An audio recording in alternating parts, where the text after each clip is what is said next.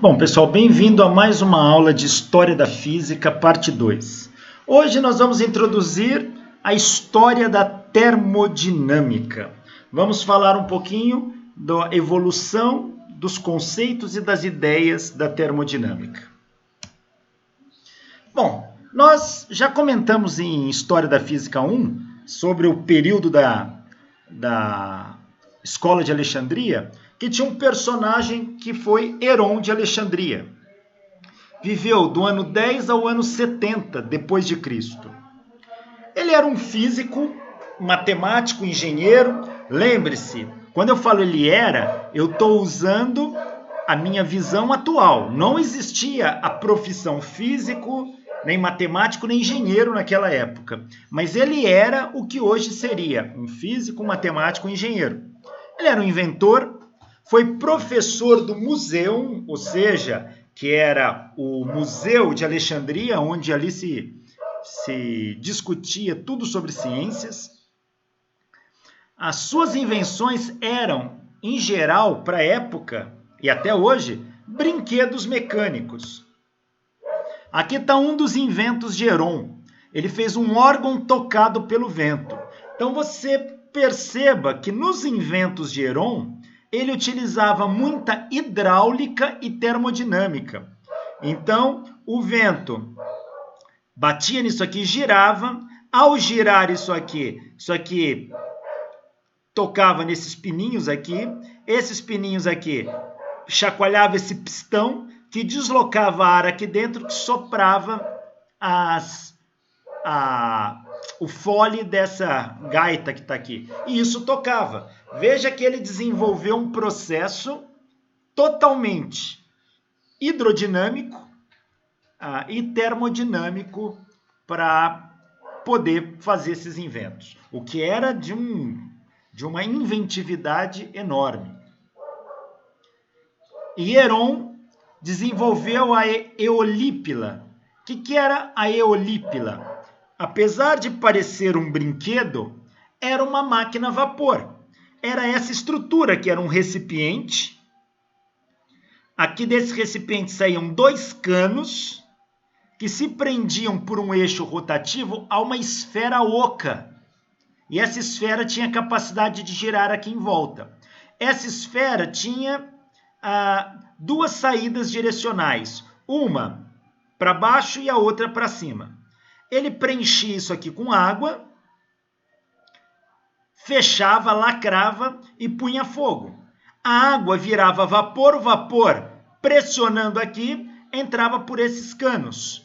Esse cano, o vapor era injetado dentro da esfera e saía por esses direcionadores aqui, ó. E ao saía em jato. Saía em jato, gerava um impulso e isso aqui começava a rodar. Então ela girava aqui em volta. Isto era uma máquina a vapor. Isso no século I já tínhamos uma máquina a vapor. Aqui um exemplo de como ela funcionava. Movimento gerado por vapor. Tá aí.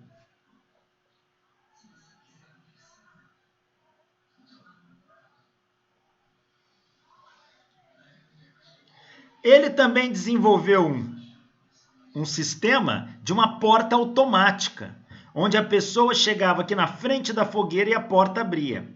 E aqui por baixo como que era o mecanismo. Que só para entender, quando acendia o fogo aquecia esse cano aqui. Esse cano aquecendo vaporizava essa água, aumentava a pressão aqui dentro, essa água era deslocada para esse balde. Esse balde ficando pesado, puxava um sistema de roldanas e engrenagens que abria a porta. Ao apagar o fogo, o que acontecia? Que esfriava, a água voltava aqui para dentro, o balde ficava leve e o contrapeso puxava o balde de volta, fechando a porta. Então, Heron desenvolveu inventos enormes. Mas o estudo do vapor, da pressão de gases, ela não vai avançar muito ao longo da Idade Média. A gente vai retomar o estudo do calor com Galileu Galilei. Galileu constrói o primeiro termoscópio de ar. Ele faz isso em 1592. Ele se baseia no aparato do Heron de Alexandria. Era mais ou menos isso aqui, o termoscópio de Galileu. Era um recipiente com balão aqui, ó, onde tinha ar aqui dentro. Ele enchia isso aqui com uma quantidade de água e virava de ponta cabeça dentro de um recipiente e deixava em equilíbrio. Aqui tinha ar. Quando a temperatura do ambiente subia, esse ar esquenta. O ar esquentando dilata. Ao dilatar, empurra a água. Pressionando a água desce. Então, a água baixa. E se a temperatura aqui em volta esfria, o ar aqui nesse bulbo esfria, contrai, a água sobe. Então, pelo nível da água, ele sabia se estava mais quente ou mais frio. Esse é o termoscópio de Galileu.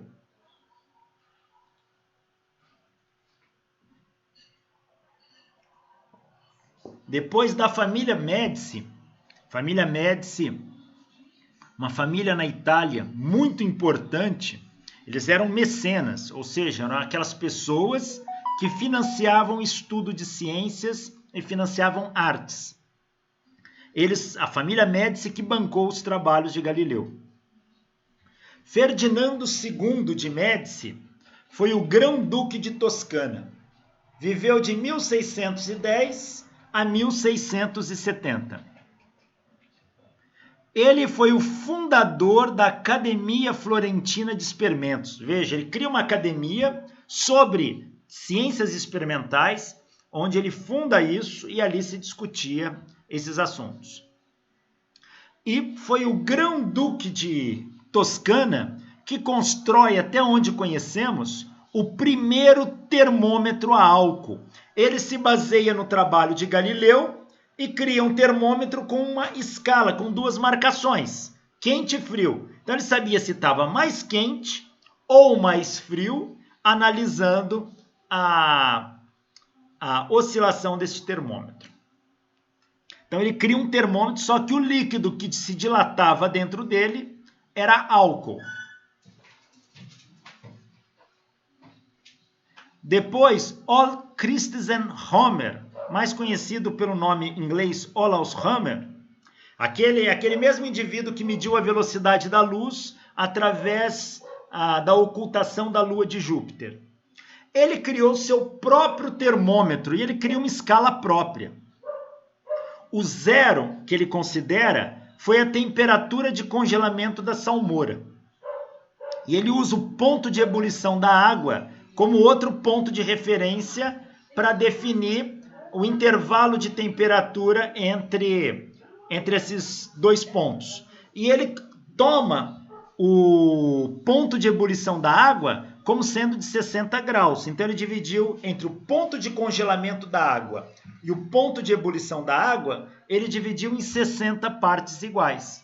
Então já temos um termômetro aqui, baseado-se no termômetro do Duque de Toscana, porém ele cria uma escala dividida por igual.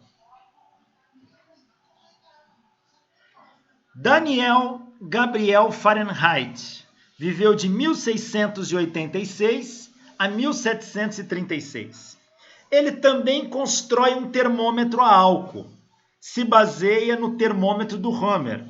Algumas histórias não confirmadas dizem que ele ficou sabendo do termômetro do Homer e ele foi visitar o Homer. E ele, de certa forma, se inspira ou aproveita o que o Homer já tinha feito para copiar e aperfeiçoar.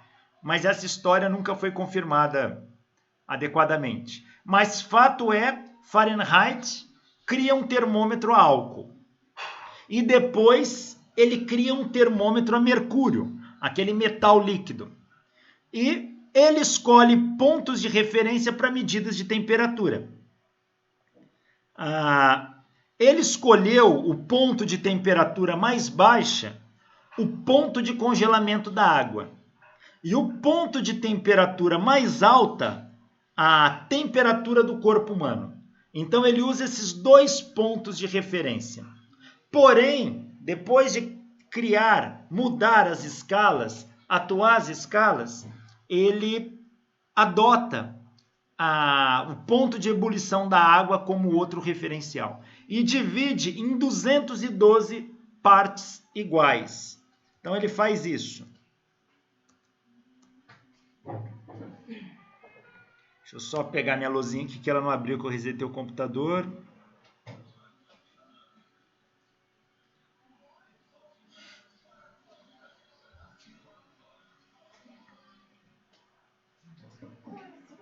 Ele pega o termômetro dele e toma o ponto de congelamento da água.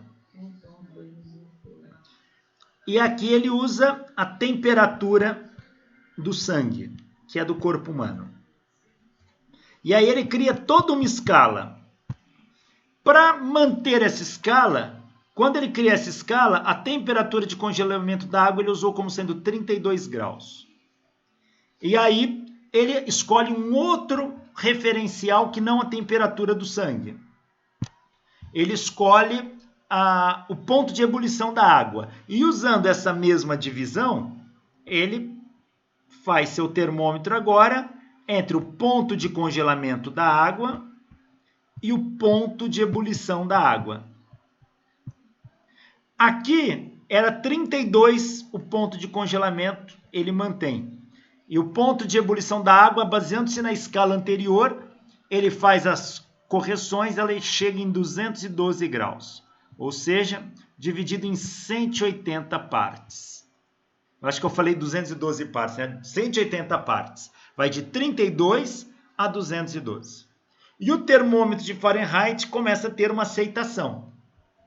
E ele também nota que a temperatura varia com a pressão atmosférica. A pressão atmosférica já tinha sido medida por Torricelli. Então, ele já conhecia o barômetro, que é um instrumento que mede pressão atmosférica. E ele faz uma correlação entre a medida de temperatura e a medida de pressão atmosférica. E ele cria um instrumento que é o termobarômetro. O termobarômetro, ele faz a pressão atmosférica como uma função da temperatura. E daqui ele determina a temperatura. Então, medindo-se a pressão atmosférica, determina-se a temperatura. Então, ele cria este instrumento também. René Antoine Ferchou de Rémy. Esse cara viveu de 1683 a 1757. Ele era um zoólogo. A área que ele atuava era estudando animais. Mas ele, por uma necessidade de medir temperatura, ele cria um termômetro a álcool. E ele cria uma própria escala de temperatura que existe até hoje. É a escala Rémy. Ele escolhe o ponto de congelamento da água como sendo 0 grau. É 0 grau Rémy. E o ponto de ebulição da água como sendo 80 graus Rémy. Tá? Então é um termômetro que foi muito utilizado na França por um tempo. Hoje em desuso. Otto von Guericke, ele estava naquela discussão se o vácuo existia ou não. Então ele cria esse experimento, que são duas hemisferas de metal, de ferro, onde ele junta uma com a outra e aqui ele acopla uma bomba de vácuo. Ele acaba desenvolvendo essa bomba de vácuo, que era um sistema que, ao bombear, ele suga o ar de dentro de uma câmera. Então, ele fecha essa estrutura. Nós já discutimos o trabalho de Guericke, só estou recapitulando ele. Ele fecha essa estrutura, suga todo o ar. Ao sugar o ar, fica vácuo. Então, acontece isso. Ele pega aquelas duas hemisferas e gruda uma na outra aqui, ó. E agora ele suga todo o ar. Aqui fica um vácuo. E ele percebe que elas grudam. É muito similar a você pegar 2 desentupidores de pia, juntar um com o outro, assim, e prender aqui, ó. Eles vão grudar e você não vai conseguir separar. Por que gruda? Na verdade, não é um grude no sentido estrito, como uma cola, mas eles se mantêm unidos. E Guericke mostra que isso aqui só se juntou porque o ar atmosférico aplicou pressão aqui. Quem está segurando isso aqui é o ar atmosférico. E Guericke, para mostrar que isso era muito forte, ele prendeu isso aqui, cavalo, e aqui a outro cavalo. E fez esses cavalos tentarem correr para ver se separa. E 2 cavalos não deram conta de separar isso. E ele foi aumentando o número de cavalos. Diz que para separar essas 2 esferas foram necessários 8 cavalos de cada lado. Total de 16 cavalos. Aí as esferas se separaram. E com isso, ele mostra que o vácuo de fato existe. E que a pressão atmosférica tem um efeito enorme. Então ele fala, a natureza não abomina o vácuo, como muitos diziam, inclusive Galileu. Ele era um copernicano convicto e ele acreditava que uma ação magnética igual dos ímãs que deveria controlar o movimento dos planetas. Mas pelo seu estudo do vácuo e da pressão atmosférica, é que isso vai servir de base para os estudos da termodinâmica. Inclusive sobre a existência de gases e como esses gases podem exercer pressão. Então, muitos atribuem como sendo um dos fundadores da termodinâmica. Torricelli já havia feito o seu barômetro em 1643. Já discutimos o experimento dele aqui, ó. Só lembrando, preenchemos a coluna de mercúrio, mergulhou num recipiente com mercúrio e o mercúrio desceu até 76 centímetros de altura. E aí, Torricelli falou, por que não desceu mais? Porque o ar aqui de fora pressiona e empurra parte do mercúrio para dentro do tubo, segurando a coluna de mercúrio. Então, a pressão atmosférica sobre o mercúrio que estava no recipiente impedia que a coluna de mercúrio descesse mais. E com isso ele faz essas medidas de pressão atmosférica. Também vai servir de base para a gente medir pressão em gases. Robert Hooke, aquele que eu já comentei com vocês, um grande arqui-inimigo de Isaac Newton, ele publicou a obra Micrografia, onde ele mostra o aperfeiçoamento do microscópio. Ele estuda arco-íris, difração, teoria ondulatória da luz, ondas transversais, o fenômeno da interferência da luz, estudou a elasticidade dos corpos. Foi Robert Hooke que descobriu aquela famosa lei que leva o seu nome, que é a lei de Hooke. Hooke mostra para gente que se tiver uma mola nem comprimida e nem esticada, esta é a posição de equilíbrio da mola.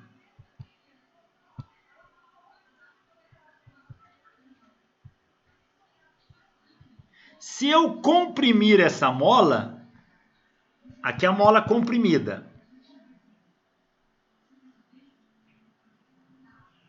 Repare que eu comprimi por uma distância X. E a mola aplica na minha mão uma força contrária ao deslocamento, querendo voltar. Agora, se eu pego essa mola e estico por uma mesma distância X,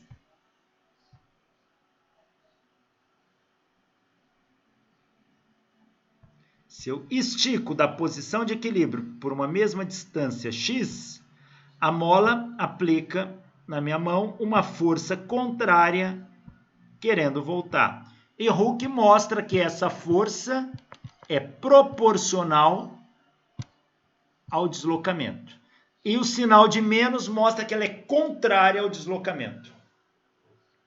E Hooke determina isso aqui como sendo a constante elástica da mola. E Hooke usa este experimento para construir um dinamômetro.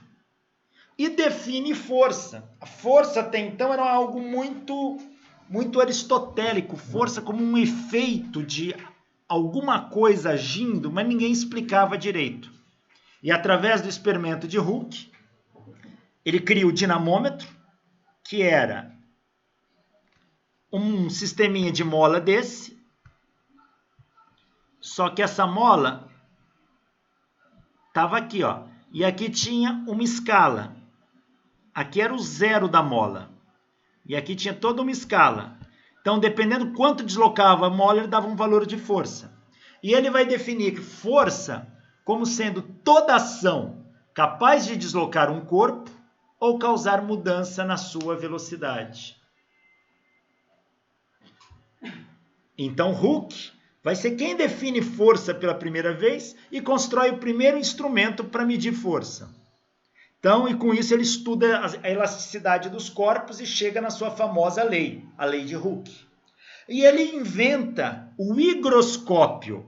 O que é o higroscópio? É um instrumento que mede umidade, que vai ser de grande utilidade na termodinâmica. Os laboratórios de termodinâmica vão precisar de higroscópio. Então, o higroscópio vai medir qual a umidade do ar aqui presente. Quantos por cento de umidade está presente no ar? Invenção de Robert Hooke.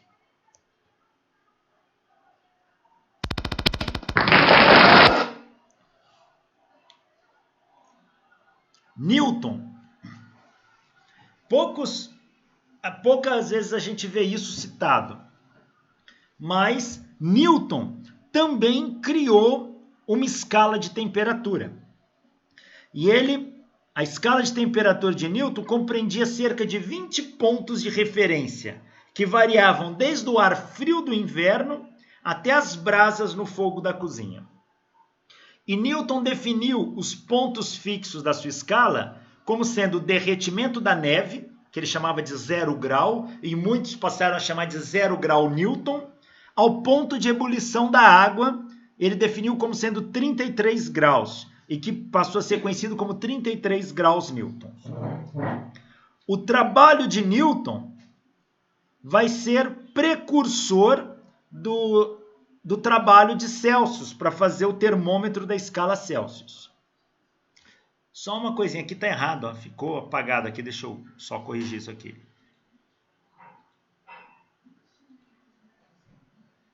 Espera que travou aqui. Agora sim. Que é 1642.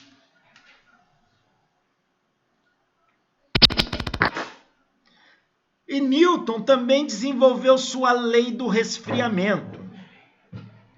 Então, Newton vai mostrar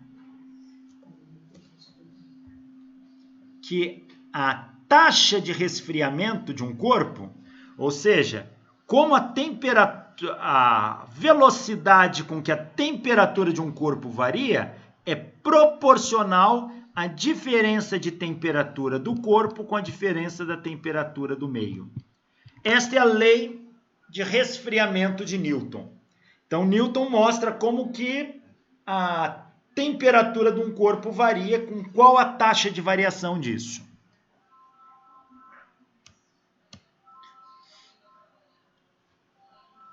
Anders Celsius, ele era um físico para a época, né, o equivalente a um físico, astrônomo e geólogo.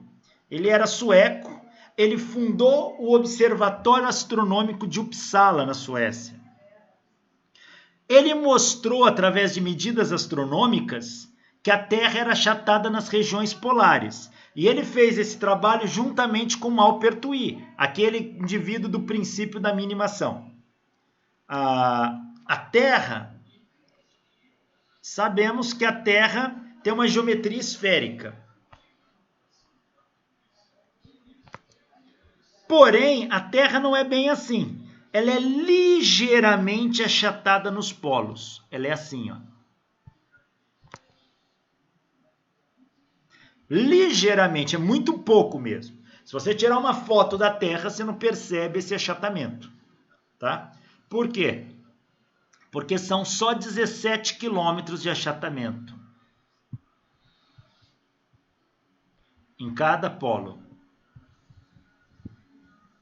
17 quilômetros é 0,3% do diâmetro da Terra. Então é muito pouco, mas passível de medição. E Celsius, Anders Celsius, foi o indivíduo que fez essas primeiras medições mostrando o achatamento dos polos. Anders Celsius construiu um termômetro com escala própria, onde ele adotou 0 graus Celsius para o ponto de ebulição da água e 100 graus para o ponto de congelamento da água. Então, a escala Celsius, que ele cria, hoje chamada Celsius em homenagem a ele, era assim. Aqui o termômetro, o ponto de congelamento da água e o ponto de ebulição da água. Ele adotou 100 graus para o ponto de congelamento da água e 0 grau para o ponto de ebulição da água. E ele dividiu isso aqui em 100 partes. Então, repare, conforme a temperatura aumenta,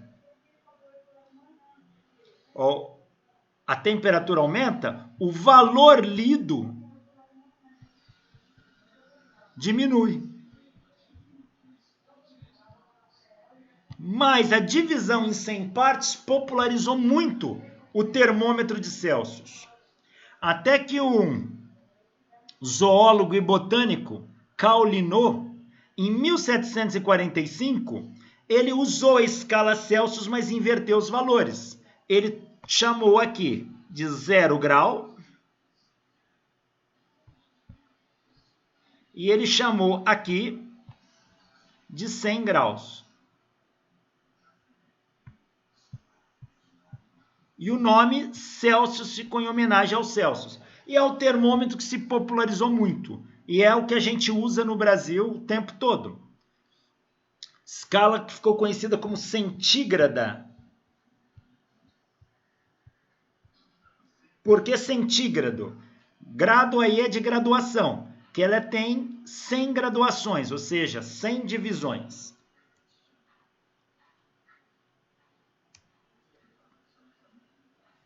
Jean-André Deluc viveu de 1727 a 1817. Ele era um meteorologista e geólogo. Ele descobriu o comportamento anômalo da água.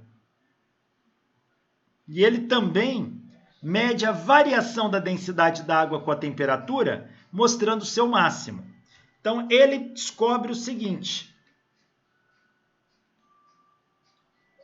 que a água tem um comportamento anômalo. Se você medir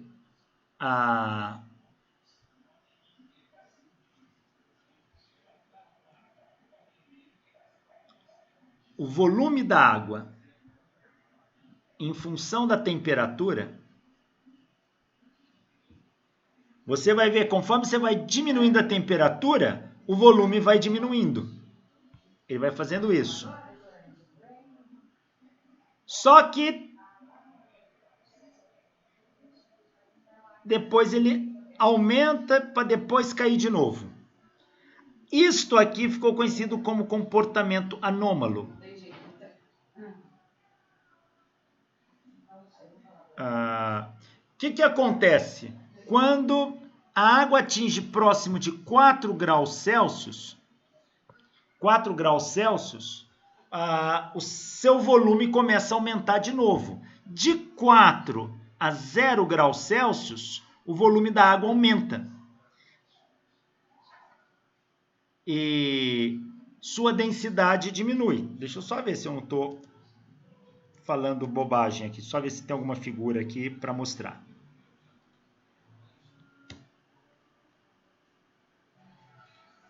Quem fala? Era só um minutinho. Aqui, ó. Deixa eu pôr aqui na internet. Isso tem um gráfico para isso. Comportamento anômalo da água.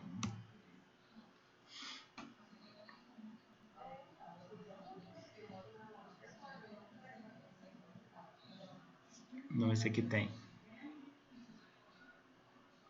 É isso aqui, ó. O volume da água. Ele vai ter um mínimo em 4 graus Celsius. Tá vendo? Volume mínimo em 4 graus Celsius. E depois ele aumenta de novo. Então tá certo o meu gráfico. Aqui ficou mal feito, vou fazer de novo.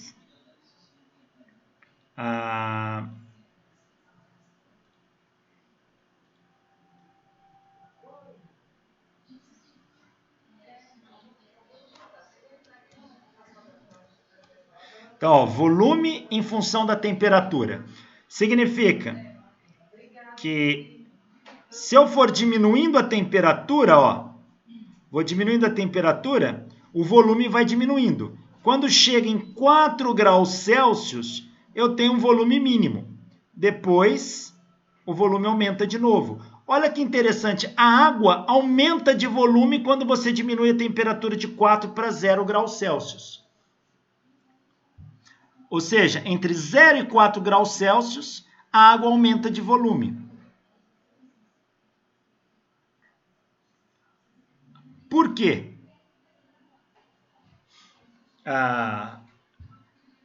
Isto é um comportamento que a gente acaba não vendo na maioria das substâncias. Por isso que ele é um comportamento anômalo, um comportamento incomum.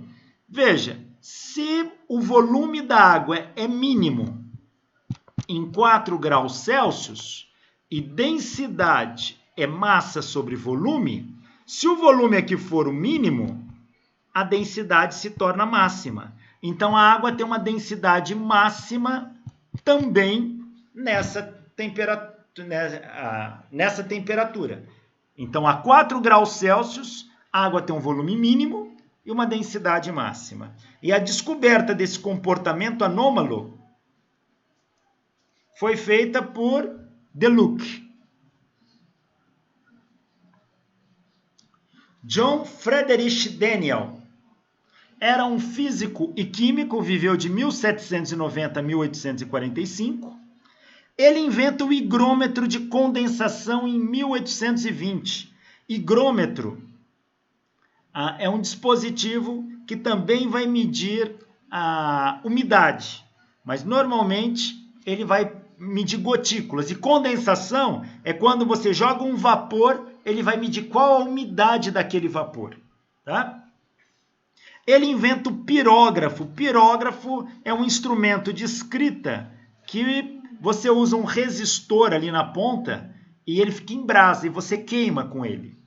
Ele aperfeiçoa o barômetro, faz um barômetro mais preciso e ele inventa uma pilha líquida, conhecida hoje como pilha de Daniell, muito parecido com a bateria do automóvel.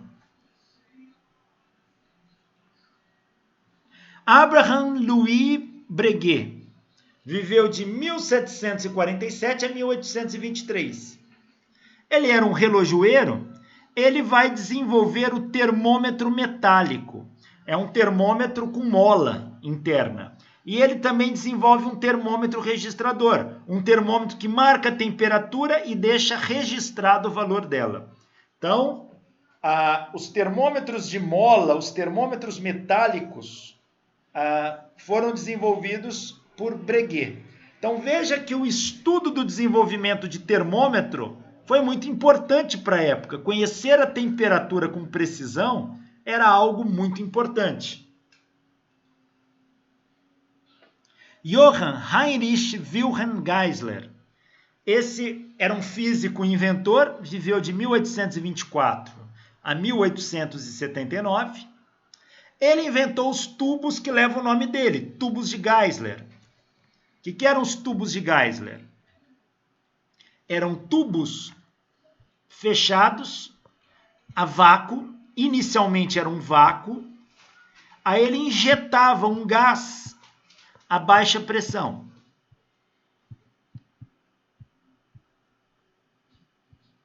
e aplicava uma diferença de potencial aqui com eletrodos e via que o gás acendia. Muito parecido com lâmpada fluorescente. Esses eram os tubos de Geisler. E Geisler vai inventar o termômetro clínico, aquele que a gente usa para medir febre. Aquele termômetro, ele tem uma trava interna. Quando o volume de mercúrio sobe, ele não desce a não ser que você pressione. Então, o termômetro clínico também é inventado por Geisler.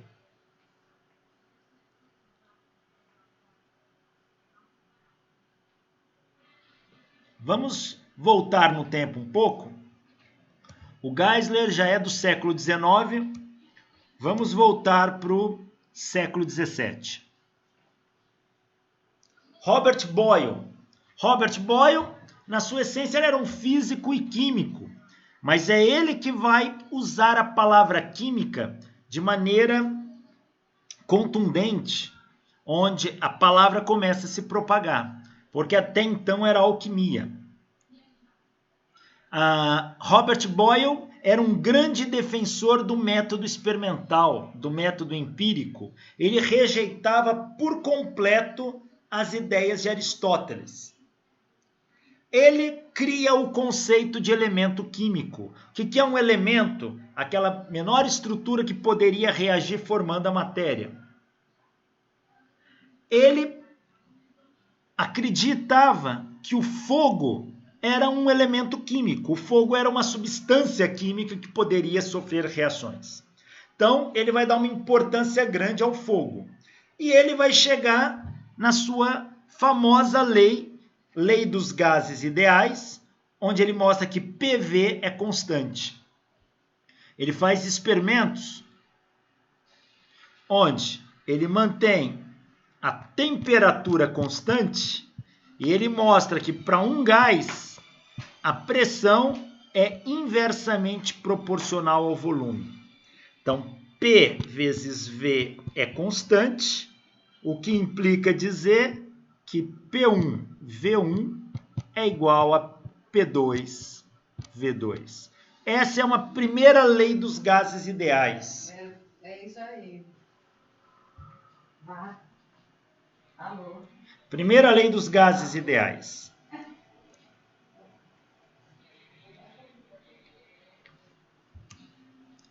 Edme Marriot viveu de 1620 a 1684. Era um pesquisador e padre francês. Ele estudou física e fisiologia vegetal. Também fez estudos e pesquisas em mecânica dos sólidos, pesquisou mecânica dos fluidos, pesquisou óptica, estudou a visão e desenvolveu a teoria das cores. Foi ele que descobriu que o olho humano tem uma região não sensível à luz chamada ponto cego. Ele estudou hidrodinâmica, estudou formas de previsão do tempo e ele também chegou na mesma lei que o Boyle. PV é igual a constante. Só que ele chegou depois do Boyle, em 1676. Ele também chega nesta mesma lei, independentemente do Boyle. Então, muitos chamam essa lei de Boyle-Marriot.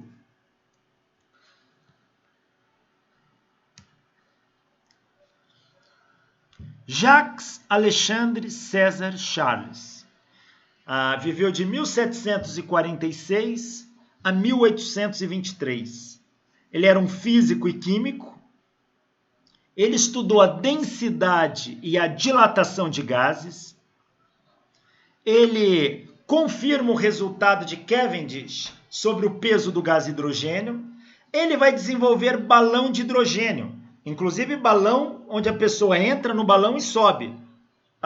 E não é de ar quente como já estava sendo pesquisado, mas um balão totalmente colocado com um único gás, que é o gás hidrogênio, que vai servir de base para os primeiros dirigíveis da história, aqueles aviões balão.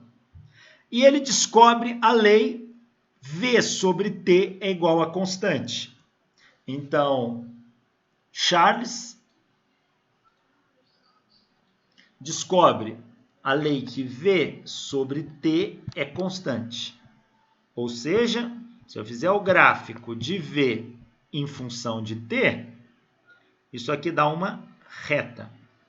Significa que V1 sobre T1 é igual a V2 sobre T2. Esta é conhecida como lei de Charles.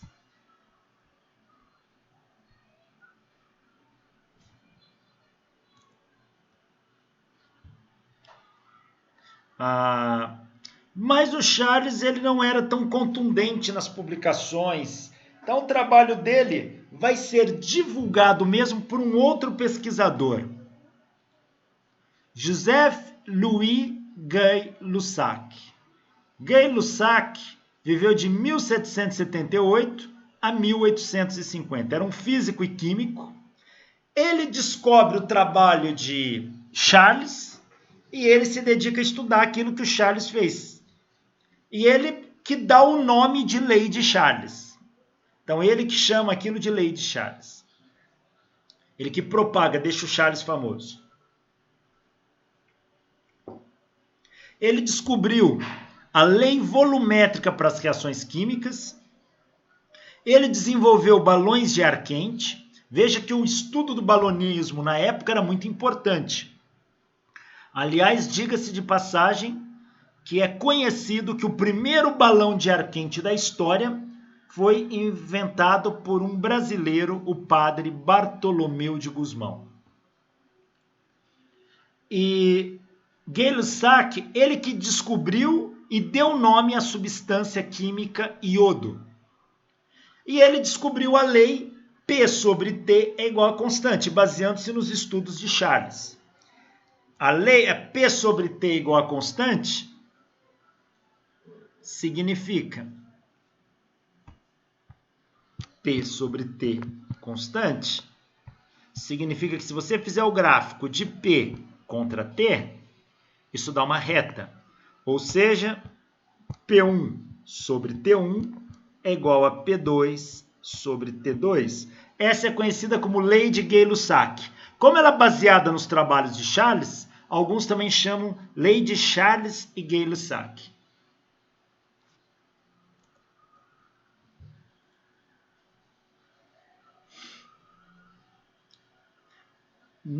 Vamos voltar no século XVII novamente. No século XVII, Johann Joachim Becker viveu de 1635 a 1682. Ele vai criar um conceito que vai se propagar na época. É o conceito de flogisto, ou como alguns pronunciam, flogisto, tá? Como uma substância com constituição e peso, responsável pelo fogo. Para Becker, o fogo era uma substância que tinha peso, tinha uma constituição chamada flogisto. O flogisto é o responsável pelo fogo. Então, o fogo é formado de uma substância. E essa ideia do flogisto, o flogisto, vai se propagar. Georg Ernest Stahl, que era um metalúrgico, viveu de 1659 a 1734, ele vai estudar a combustão, como que os materiais pegam fogo. E através disso ele vai aperfeiçoar o conceito de flogisto, tá? Onde o flogisto, ele vai dizer o princípio do fogo. O que está por trás do fogo é o flogisto. Ele fala, o fogo em si não é o flogisto faz o fogo. Então ele vai falar, quando um corpo aquece, é porque ele ganha flogisto, ou flogisto. Quando um corpo resfria, é porque ele perde flogisto, ou flogisto. Então, aquecer é ganhar flogisto. Resfriar é perder flogisto. Joseph Priestley, um grande pesquisador da época, viveu de 1736 a 1804, ele defendia a teoria do flogisto. E ao fazer estudos com combustão, baseando-se na teoria do flogisto, ele vai descobrir que para que o fogo se forme, era necessária a presença de um gás. Esse gás, que vai ser batizado como oxigênio, ele sozinho não pega fogo, mas o fogo precisa desse gás. Então esse gás era chamado de ar deflogistigado. Tá? Então o gás oxigênio ele vai ser muito importante no processo de combustão e ele não teria flogisto, mas a presença dele era necessária para a manifestação do flogisto. John Leslie viveu de 1766 a 1832, ele defendia a teoria do flogisto. Defendia e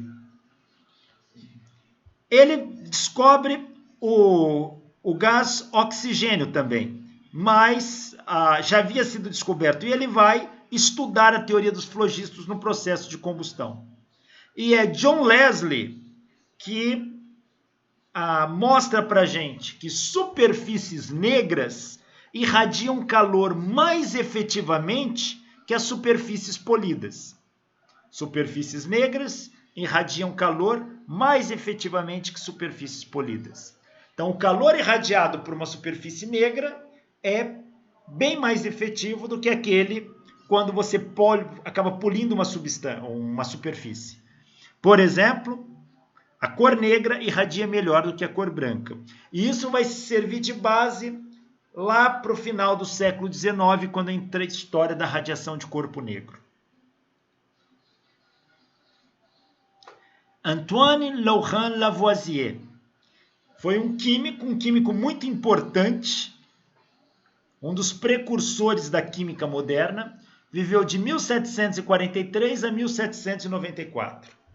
Ele estudando também a combustão dos corpos, ele vai concluir que só precisa do oxigênio, não tem nenhuma outra substância participando da reação, somente o oxigênio. Então, Lavoisier, ele vai falar, o flogisto não existe, ele não está presente na reação de combustão. Combustão é a simples reação com oxigênio. Mas ele, em compensação, enquanto ele nega o flogisto, ele introduz um novo conceito, o calórico. Calórico seria uma substância imponderável, não dá para medir, que era responsável pelo aquecimento dos corpos. Ou seja, ele troca o flogisto, que era uma substância que teria peso, por uma outra substância chamada calórico, onde essa substância seria imponderável, ou seja, não daria para medir. E ele vai falar, o calórico é o responsável pelo aquecimento dos corpos. E Lavoisier, ele trabalhava com pólvora, cuidava de um galpão de pólvoras, e na Revolução Francesa ele foi guilhotinado. Joseph Black viveu de 1728 a 1799. Ele defende o calórico de Lavoisier e não o flogisto. Então veja que as comunidades começam a se dividir. Tinham aqueles que eram a favor do flogisto e tinham aqueles que eram a favor do calórico.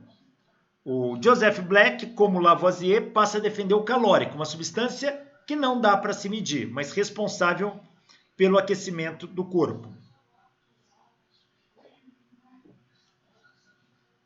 Joseph Black, ele afirma que o calórico pode reagir quimicamente.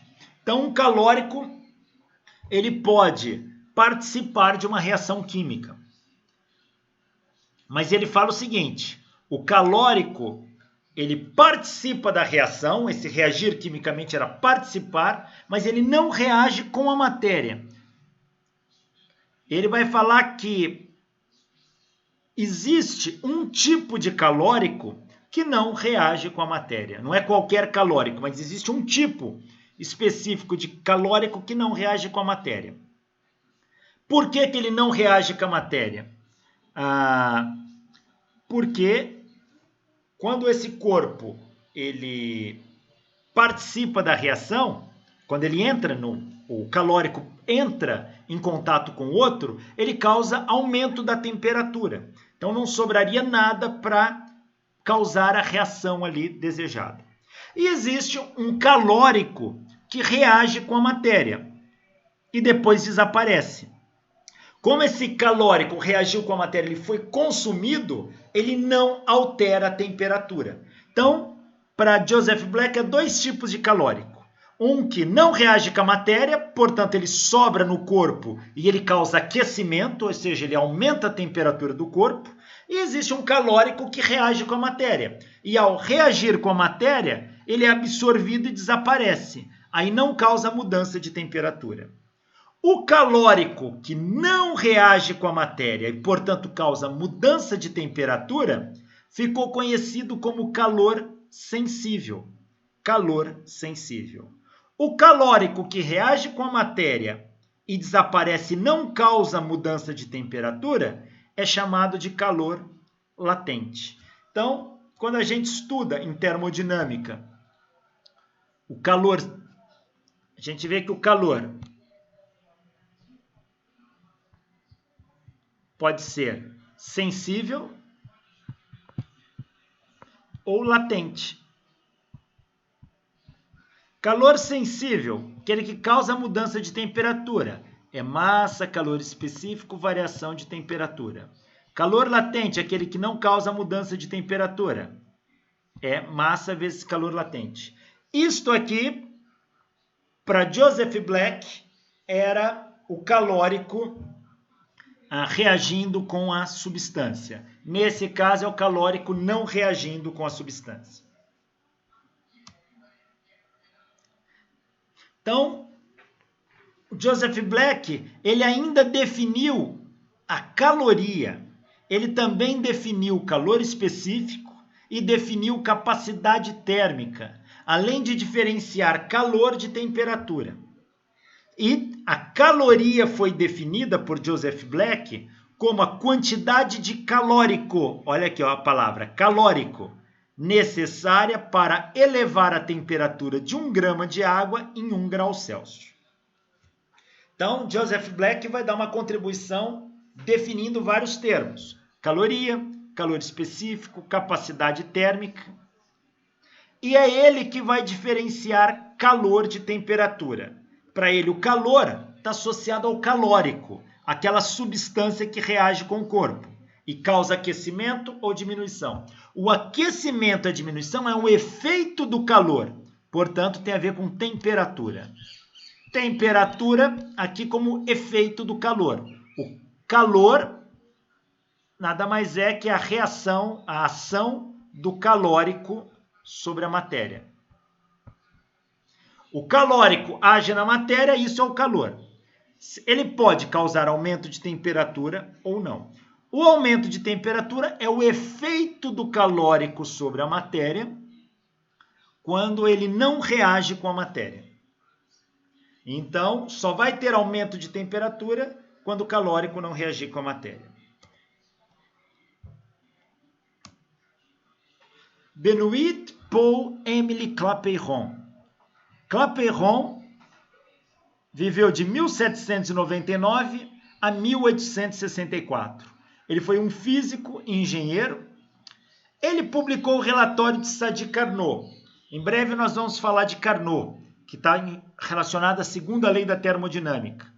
Mas Carnot, os trabalhos dele caiu num certo esquecimento. E vai ser Clapeyron que vai pegar o trabalho de Carnot e vai fazer uma publicação disso e vai apresentar ao mundo o famoso ciclo de Carnot da termodinâmica. É Clapeyron também que desenvolve o chamado diagrama PV, onde ele mostra que as variáveis de estado, pressão, volume e temperatura são importantes para caracterizar o estado termodinâmico de um sistema.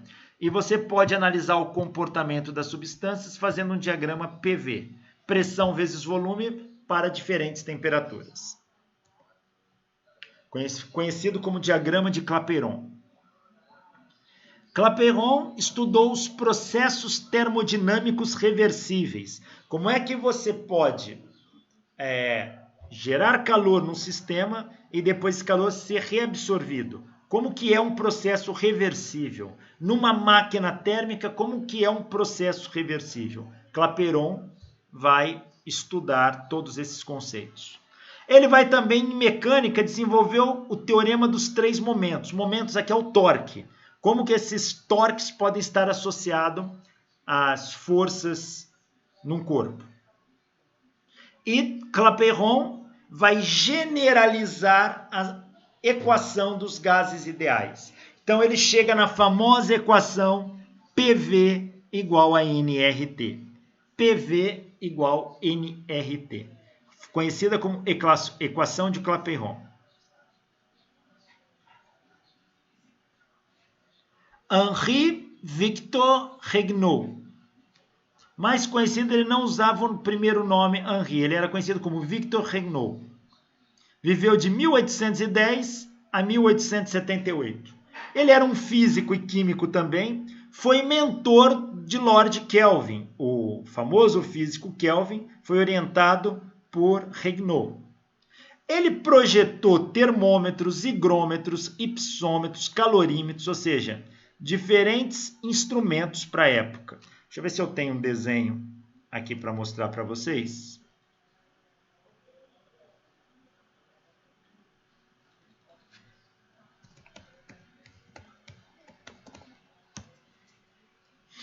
Aqui só tem moderno.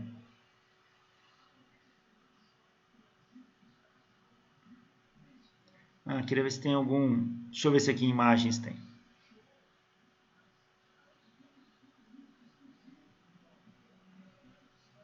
Tá aqui, ó. Esses aqui eram hipsômetros primitivos. E ele desenvolveu isso que era usado para medir a altura de um local. Tá? Então você usava desse tipo aqui, ó. Colocava ele, pela distância que media aqui, você conhecia o tamanho da árvore. Ele determinou calores específicos de várias substâncias. Usou um método experimental para tabelar calores específicos. E também ele mediu o coeficiente de dilatação térmica de diversas substâncias, inclusive contribuindo para o conceito que é o coeficiente de dilatação linear, superficial e volumétrico.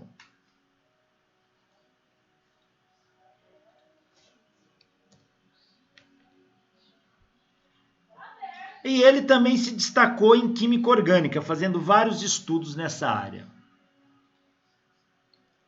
Benjamin Thompson, mais conhecido como Conde de Rumford, viveu de 1753 a 1814.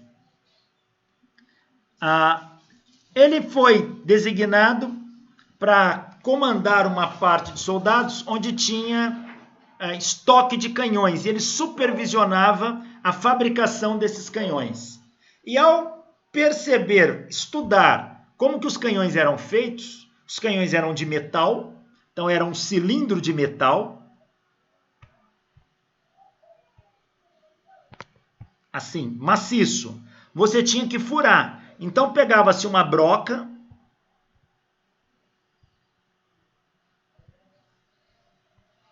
e furava, que nem uma furadeira. E essa broca ia penetrando aqui, ia fazendo um furo aqui ó dentro. Ó.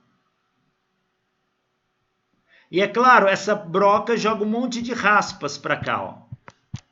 Raspas de ferro. E Rumford, ao estudar a perfuração do canhão com broca, ele concluiu que o calor não é uma substância. Então, aquela história do calórico ser uma substância, para ele o calor não era uma substância. Ele percebeu que na perfuração dos canhões não há reação química e nem troca de substância. Ainda assim, a broca e os canhões esquentam. Então, o pessoal defendia que o calórico era uma substância que provocava o calor do corpo. E ela para provocar o calor, aquecer, tinha que participar de uma reação química ali, corpo. ou, dependendo de como fosse a reação, ela não participava da reação, mas aquecia o corpo, mas tinha que ter essa substância. E ele notou que ao perfurar os canhões, não tinha nenhuma reação química, não tinha nenhuma troca de substância, era a mesma substância, ferro com ferro, mas ainda assim a broca dos canhões esquentavam muito, a ponto daquelas fagulhas ficarem em brasa. E ele percebeu o seguinte, o calor surgia do atrito da broca com a peça do canhão. Então, o calor trocado provém da energia mecânica da broca e do atrito. Então, não tinha outra explicação. Não tinha nenhum calórico aqui, uma substância envolvida. O calórico tinha que ser uma substância injetada no sistema, e aqui ele não injetou nada.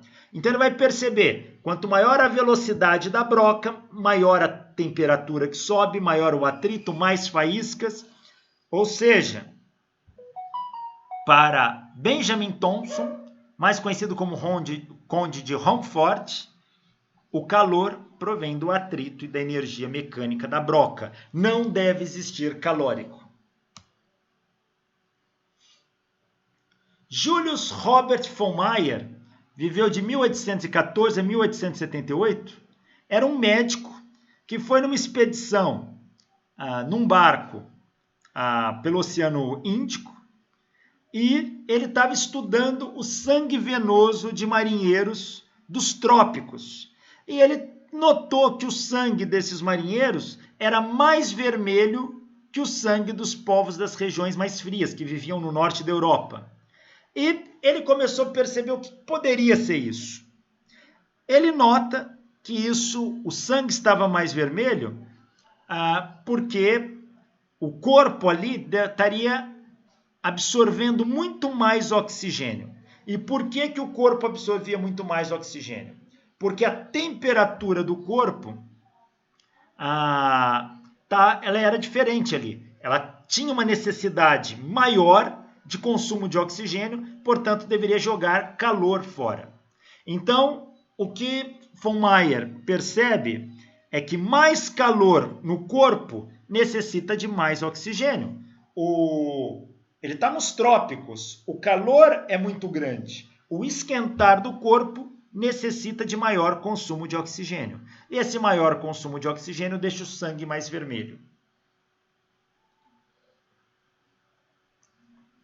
Agora, o calor dos trópicos faz com que necessite mais oxigênio. Portanto, o metabolismo interno aumenta.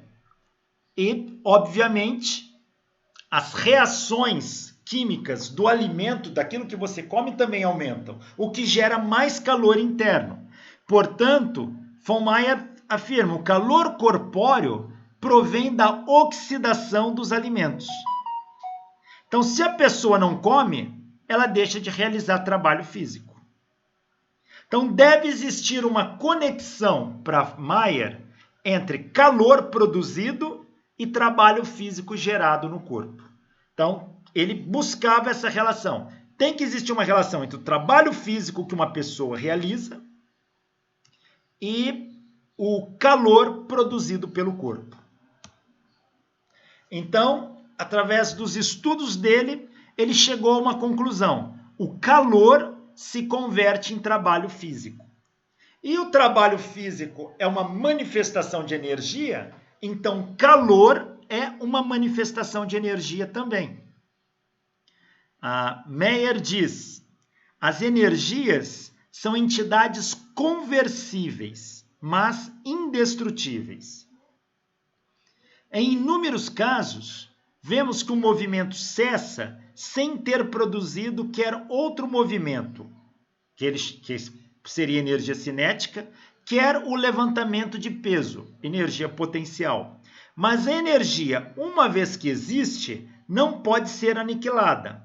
Pode somente mudar de forma. E daí surge a questão, que outras formas ela pode assumir? Somente a experiência pode levar-nos à conclusão. Então ele conclui que o calor é uma forma de energia. E você tem energia de movimento, que é cinética, e energia acumulada, que é potencial. E ele fala, uma pode se converter na outra. Isso pode até parte disso virar calor, mas o total nunca muda.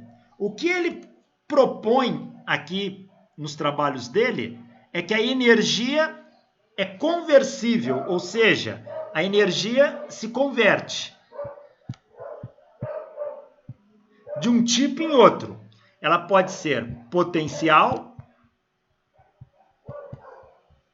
cinética e até calor. Uma pode se converter na outra. Então, um corpo perde energia na forma de calor, outro ganha energia na forma de calor. Mas se eu somar o calor perdido com o calor fornecido, o resultado final não muda. Ou seja, a energia é constante. E ele parte desses estudos analisando a parte fisiológica. E ele diz ainda, quão grande é a quantidade de calor que corresponde a uma dada energia cinética ou potencial. E ele vai além. Qual a taxa de conversão de energia mecânica em calor? E ele busca responder essas questões.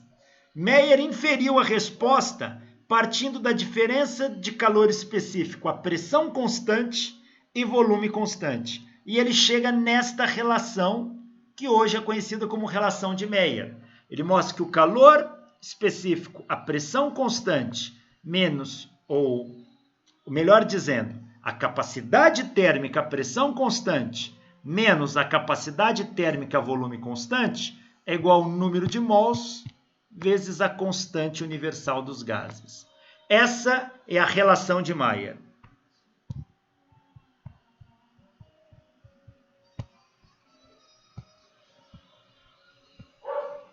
Essa é a relação de Meyer.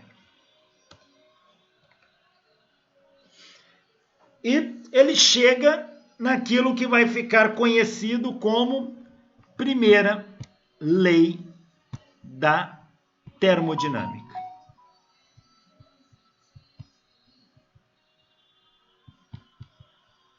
Primeira lei da termodinâmica. Então, Meyer praticamente é o descobridor da primeira lei da termodinâmica, que é uma lei de conservação de energia. E ele parte dos seus estudos de fisiologia e estende isso para a física. Então, a primeira lei da termodinâmica, ela é uma lei de conservação. Mostra que a energia não é criada nem destruída, mas simplesmente transformada de um tipo em outro. Bom, pessoal, para continuar falando disso, a gente vai entrar agora nos trabalhos de Joule e depois nós vamos avançar para a segunda lei e mecânica estatística. Como não dá tempo de finalizar essa parte, eu vou parar a aula por aqui, tá ok? Agradeço a atenção, a paciência de todos e até a próxima aula.